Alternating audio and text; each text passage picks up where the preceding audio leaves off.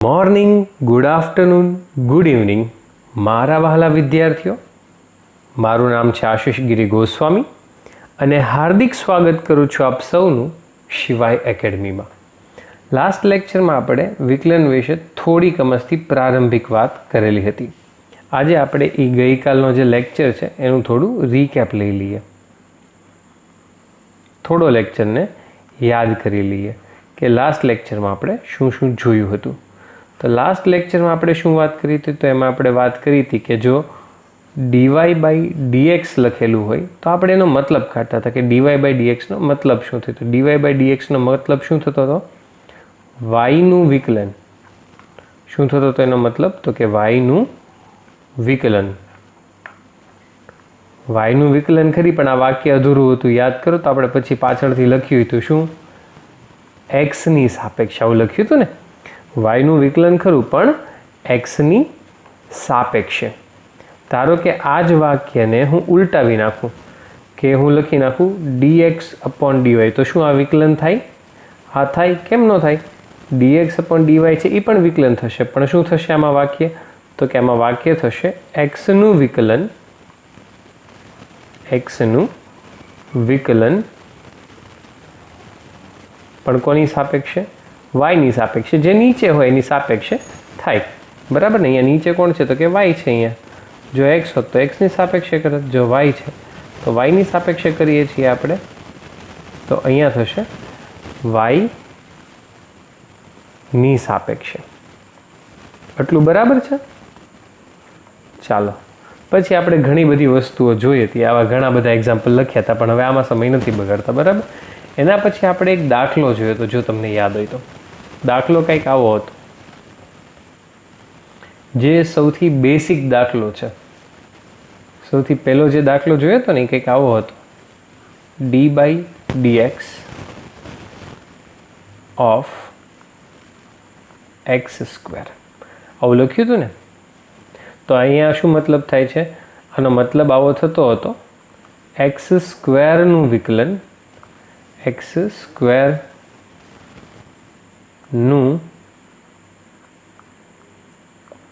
વિકલન, x² બસ ખોટું લાગી ગયું મારા કમ્પ્યુટરને. બોલો, હાવ કાંઈ એવું કરવાનું હોય? x² વિકલન xની સાપેક્ષે. વાત સમજાય છે? xની સાપેક્ષે. એટલું બરાબર છે? ચાલો, પછી આપણે આમાં આવું કર્યું હતું, તમને કોઈક નિયમ કીધો તમે. નિયમ શું હતો?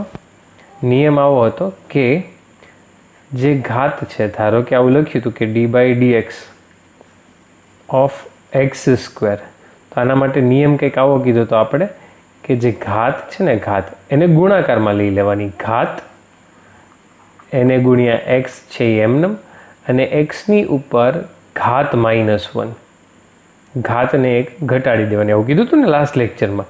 તો આના બરાબર શું લખી શકીએ? તો કે ઘાત કેટલી છે? તો કે 2, સહગુણક 2, એની સાથે x અને એની ઉપર 2 ઓછા 1, અને આપણો જવાબ આવ્યો તો 2x² બરાબર. જવાબ થઈ ગયો આપણો 2x. બરાબર. હવે આવા થોડાક દાખલાઓ જે છે એ આપણે ગણવાના છે, બરાબર. ચાલો, હું તમને સવાલ આપું છું, તમારે ગણવાનું શરૂ કરવાનું છે. નિયમ સાદો ને સિમ્પલ જ છે. હું જનરલ ફોર્મ લખી નાખું, સૂત્ર તમને આપી દઉં, કયા સૂત્રનો તમે ઉપયોગ કરશો.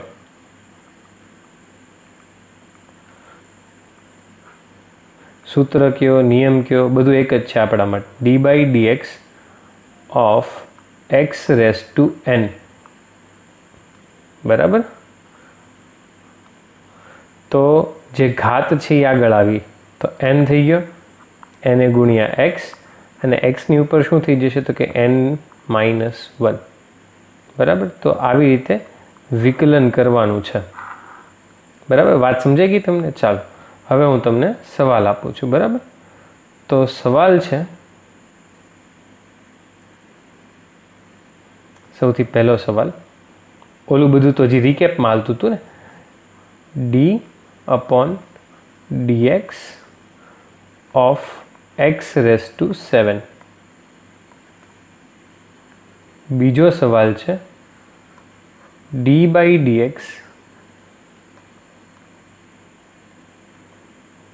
X raise to 4। तीजो सवाल है d by d of x raise to 9। चौथो सवाल है d by d of x raise to 100। पांचमो सवाल है d by d of x raise to 10,000। And छठो सवाल है d by d of 5x raise to 9। चलो तो सादुरूप आपजो। तमे विडियो ने पॉज करी दो और पॉज करीने तमारे सादुरूप आपवानुं छे।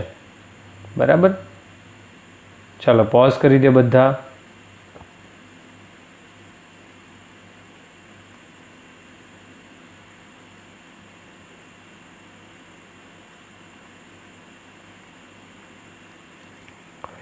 ચાલો તો બધાને જવાબ આવી ગયા છે। હવે આપણે જોઈ લઈએ। ઘાતને સૌથી પહેલાં આગળ લાવવાની છે તો સાતડો આવી ગયો આગળ અને એક્સની 7 માઇનસ એક્સ તો 6 ઘાત તો જવાબ આપણો થઈ ગયો 7 એક્સ રેસ ટુ 6। એના પછી આપણે જોઈએ ઘાતને આગળ લાવવાની છે તો ઘાત આવી ગઈ આગળ અને એક્સની થઈ ગઈ 4 ઓછા 1 તો આપણી પાસે જવાબ આવ્યો 4x क्यूब। चलो एना पछी करिए आपणे घात ने लई लीए आगळ 9 अने x नी 9 ओछा 1 मतलब 9x रेस टू 8। एना पछी घात ने फरी वखत आगळ लई लीए आपणे अने घात में 1 घटाड़ी दईए। बराबर। एक ज मिनिट कोई टेक्निकल एरर आवी छे।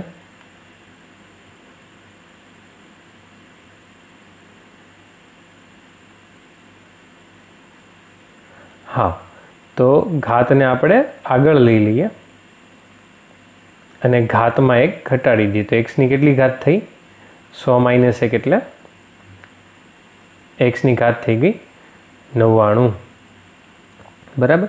अहींया आपणे जोईए तो 10,000 ने आपणे आगळ उतारी लेवा पड़शे अने एक्स नी केटली घात थई जशे 1000 माइनस 1 एटले 999। बराबर। एक्स नी घात थशे 999 999। अहींया तमे जोई शको छो के 999 थई जवा जोईए। अहींया 9 9 अने 9 हूँ नथी लखी शकतो पण तमे समजी शको छो के त्यां 999 आवशे। तो अहींया 5 तो एमनेम घात ने लई लीए आगळ 9 आवी गया अहींया अने एक्स नी 9 माइनस 1 तो 5 9 45 एक्स नी 8 घात। एक वखत लखवानो प्रयत्न करी जोईए। जो न लखाय तो पछी तमे समझी जजो कि अहींया 999 आवशे। बराबर। एक वखत हूँ ट्राय करी जोऊं छुं। छेल्ली वार ट्राय करूँ छुं। जो आवी जाय तो ठीक छे। न आव्युं 9 9 अने 9 आ त्रणेय पाछा एक्स नी उपर ज छे। ध्यान राखजो। पाछा 99 तो थी गया। एक 9 नहीं थतो हवे। बस यार। चलो थी गयो छे। ओके ओके ओके भगवान ने दीवा कर दीए आपणे। चलो एटला सवाल तमने आइडिया आवे तो जेटला लोकोने आनो साचो जवाब आई गयो एटला लोको मने भूल्या वगर कमेंट में जवाब जरूरथी आपजो। बराबर। चलो 7मो सवाल आपूं हूँ तमने। बहु सरस यार। तमे लोको बहु सरस करो छो।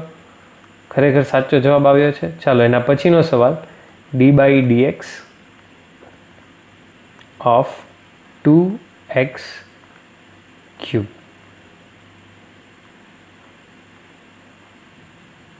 D by d x 7x raise to 6 ધીરે ધીરે બધા આવડી જશે, જરાય ચિંતા ના કરશો. d/dx સિવાય એકેડમીમાં તમે એટલા માટે જ આવ્યા છો કે તમને બધા સવાલ આવડી જાય. 15x⁴ અને આપણે વચન પણ આપેલું છે ગયા લેક્ચરમાં, યાદ કરો. આપણે તમને બધી જ વસ્તુઓ સરળતાથી કરાવવાની હતી, તો મૂંઝાતા નહીં, તમ તારે થઈ જશે. d/dx 4x⁴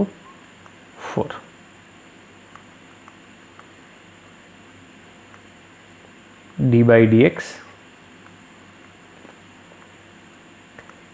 9x⁶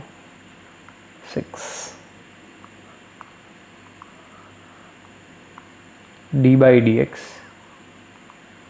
of 12x. ચાલો, આ સવાલ કરવાના છે બધા. ફરી વખત પોઝ કરી દો અને 2 મિનિટ પછી તમારે જ્યારે જવાબ આવી જાય ત્યારે બધા એકસાથે જોઈ લેજો. ચાલો, પોઝ કરીને ગણવા માંડો.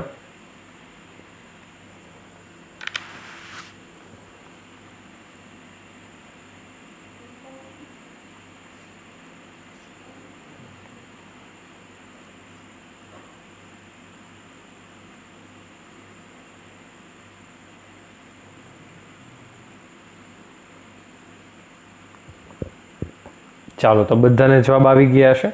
આપણે દાખલો ગણવાનું શરૂ કરીએ. 2ની તો હળી કરવાની જ નથી, બગડો એઝ ઇટ ઇઝ. અને ઘાત આવી આગળ, અને ઘાતમાં 1નો ઘટાડો, તો x², 6x². ચાલો, 7ડો એમનેમ, એમાં કોઈ ફેર નથી. ઘાતને ઉતારી આગળ, અને ઘાતમાં 1નો ઘટાડો. 7×6 ઘડિયા આવડે છે ને પાછા. x⁵. ચાલો, 15ની કોઈ હળી કરવાની નથી. આ 15 જો 5ડો છે. આ રહ્યો, ભૂસી નાખું, નહીં તો તમને પાછો ઝઘડો લાગશે. 15 એમનેમ, 15ની કોઈ હળી કરવાની નથી.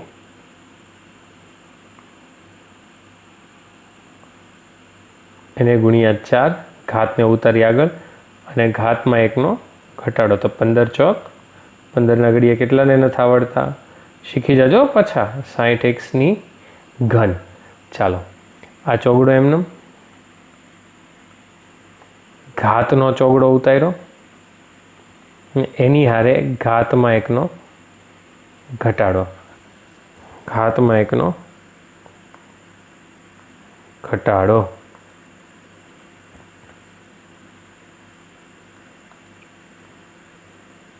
બસ હવે તો જવાબ થઈ ગયો તમારો ચોકે ચોકે 16x⁵. બરાબર. 9ડો એમનેમ, છગડો ઉતાર્યો, અને x⁵ ઘાતમાં 1નો ઘટાડો, 9×6 9×6 54, x⁵ બરાબર. x⁵ કરીએ અહીંયા આપણે. બસ, આ 5ડો સારો નથી થતો, બોલો. મારી જેવી તકલીફ લગભગ કોઈને નહીં હોય. જિંદગી છે ને જેઠાલાલ જેવી થઈ ગઈ છે, કંઈક ને કંઈક તકલીફ ઊભી હોય. જો 5ડો નથી લખાતો, બોલો. કાંઈ વાંધો નહીં, છેલ્લે લખી નાખશો આપણે. આ છેલ્લો સવાલ, જો છેલ્લો સવાલ બરાબર ધ્યાનથી જોજો. આ 12 એમનેમ, x⁵ કેટલી? 1, અને x⁵ ઘાતમાં 1નો ઘટાડો, એટલે x⁵ -1, તો આ થઈ ગયું 12 × 1 એટલે 12×1 = 12, અને x⁵, કોઈ પણની 0 ઘાત હોય એટલે શું લખાય? તો કે x⁵. તો x⁵ એટલે 1, તો આ જવાબ થઈ ગયો તમારો 12. તો 12xનું વિકલન xની સાપેક્ષે તમને શું મળે? 12. બરાબર. હવે જો કદાચ મારા કોમ્પ્યુટરને ભૂલાઈ ગયું તો હું લખી નાખું 5ડો. એ આ કોમ્પ્યુટર છે ને એ મારી યારે અય્યર જો બિહેવ કરે છે.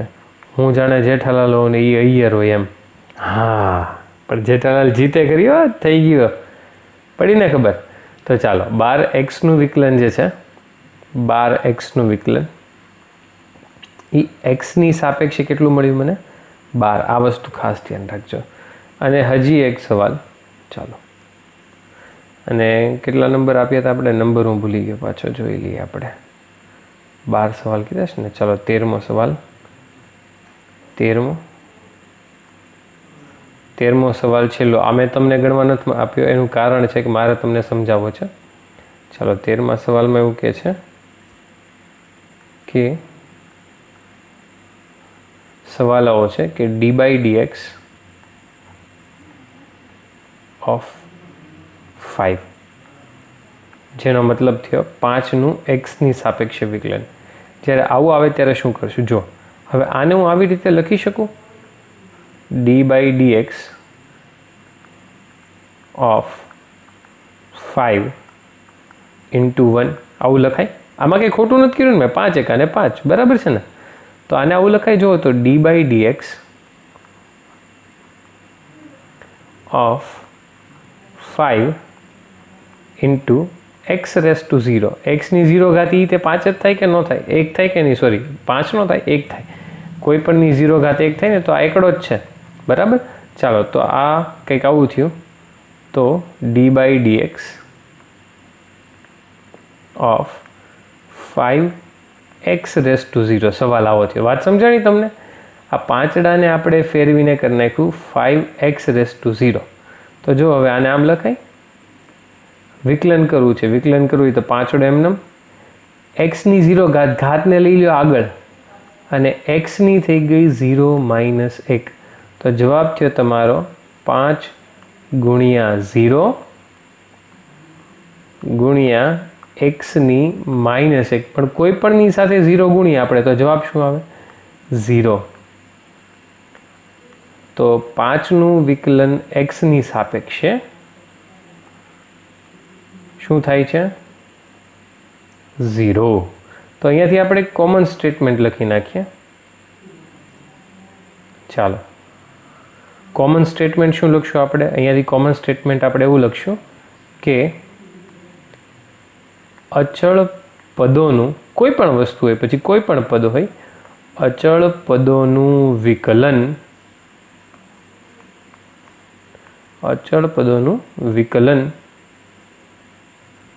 કેટલું મળે છે આપણને? 0, 0 મળે. વાત સમજમાં આવી તમને? એટલે આ તમારે વારાઘડીએ કરવાની જરૂર ન પડે. અચળ પદોનું વિકલન 0 મળે, બરાબર. ચાલો, આજ માટે આટલું બરાબર છે. આનાથી આગળના લેક્ચરમાં આપણે હજી શીખશું. તમે જરાય ચિંતા ન કરતા, તમને બધી જ વસ્તુઓ આવડી જવાની છે.